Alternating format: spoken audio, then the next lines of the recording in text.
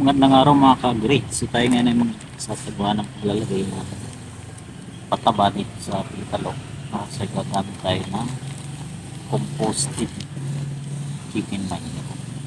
So ito yung gagamitin natin para ilagay natin dito sa ating mga tanim.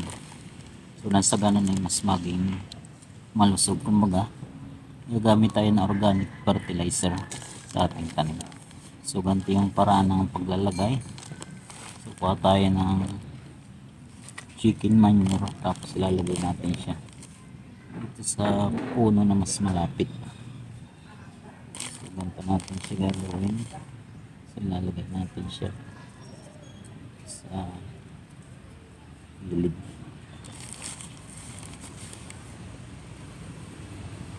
So tuloy-tuloy lang natin po siyang lalagyan ng chicken manure.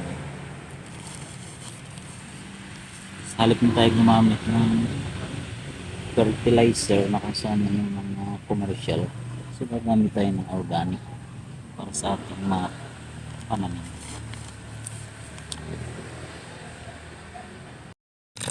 Okay ka-agri, pagkatapos nating maglagay ng pataba sa ating halaman, so kailangan din natin siyang diligin so nang sa ganun ay mas ma-absorb.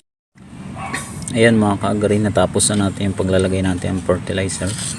So ganyan ginagawa yung ating pag-apply ng chicken manure sa ating mga pananim.